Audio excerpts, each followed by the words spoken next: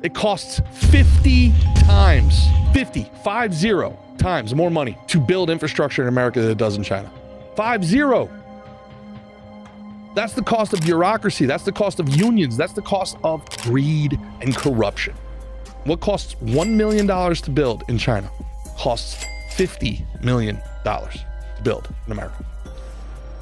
It's $1 billion a mile for high-speed rail in America. $1 billion a mile. Unsustainable. Unsustainable. Everyone's a victim!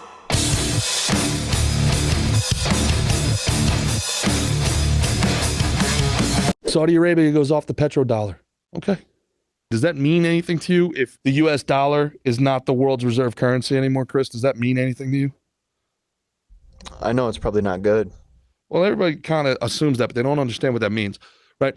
Credit cards. When you take a credit card, how much does a credit card? Do you get all that money? What do you mean when you... Your business. You take credit cards. Oh, got it. Do you get all that money? When you accept the payment. You do not get all that money.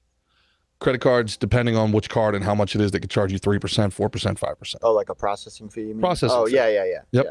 And then they charge the user interest to use the credit card, right? So one of the things that we don't talk about with our economy, with inflation, is that everything's on credit now. There's a 3 to 6% VIG on everything through the credit processing firms. That is what being the reserve currency is for America and the world. It's the closest way I can describe it. We are the world's credit card processor. We take a fee on everything, always. And we used to take it on everything that was shipped. We used to run the Suez Canal and we used to run the Panama Canal. And it's a toll to get through it. Just the same way it's a toll for you to drive through a tunnel in New York. I believe it's $100,000. You can look it up. It was $100,000 per ship that used to go to America.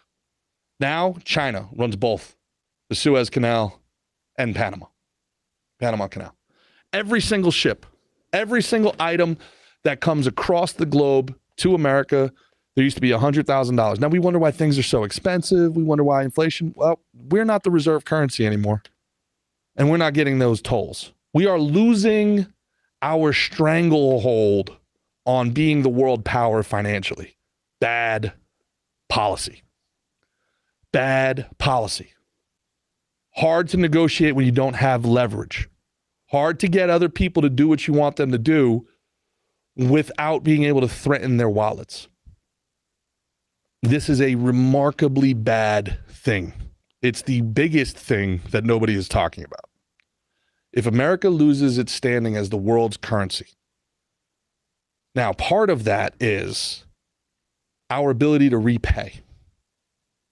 We are the world's currency because, our word is oak. We say we're going to pay. We are the Iron Bank of Bravos. We pay. But it's not backed on anything anymore. It's not backed on gold. It's not backed on diamonds. It's backed on aircraft carriers. It's backed on our ability to defend ourselves. And every day that our missiles get shot down in Russia, every day that the countries we back lose to our enemies, everybody else looking at that goes, I don't know. Iran is 90 days away from nuclear weapons. All of this is happening. All of this is happening at one time. And it makes it very, very hard for you to think that it's a coincidence. This, to me, is pieces being moved on a chessboard. So what do I think is going to happen? If Trump is able to get in, I think they're going to pull the plug on the economy. I think there's going to be a cataclysmic reset. They've been telling us that they need to do it. Our economy is just propped up on credit. It's nothing. Our economy is nothing. They've been lying about the economy. They've been lying about the economy for like 8 straight quarters. They go back and look at it. Look at the M2. Look at they printed another 100 billion. They printed another 100 billion in the U.S. Treasury because they just don't have the money. There's less unemployment. No, there's not. You're lying. You're lying. We know you're lying. Put out the press release of these great numbers that inflation is only up 2%. Yeah, it's up almost 20% in real inflation over the course of the last 2 years. But you're lying to us and telling us 2%. We just don't believe you at all anymore. We're waiting for you to go so we can see how bad it is. We know you're lying. We're waiting for you to leave so we can just get some sort of sense of, oh my God, exactly how bad is it? How bad is it? Like, is there any copper left? Did you guys rip all the copper out of the house? You squatters? Like, how bad is it? Is there shit all over the walls? Like, I just got to get inside and see how bad it is. And when we find out how bad it is, they're going to crash the market. They're going to crash the market to punish us for populism, for punish us for Trump. And they're going to make Trump seem like a monster. They're going to make Trump seem like he's an idiot and a loser. And that destroyed the economy. And CNN and all these guys are going to go along with it. And that's it. That's what I really, truly believe. They can't let them succeed because they've been so bad. Nobody has fumbled the bag more than these globalists have over the last 10 years. They had everything. They had everything everywhere. Klaus Schwab was up there bragging in 2020 that we have people in seats in every cabinet in the world. We have people that we want. We have people that are our people, our young leaders are in every cabinet in the world. We have the whole G8. We have the whole G20. The top 20 economies in the world. All World Economic Forum people. They fucked it up. They fumbled the bag. Everything that they wanted. What was it, $42 billion for high-speed internet? The government spent $42 billion, I believe. Joe Biden signed off $42 billion for high-speed internet for people in need. Not a single person after 2 years has internet. Not a one. How much money on high-speed railroad in California? I listened to the All In podcast. Man, these guys are fantastic. They're great.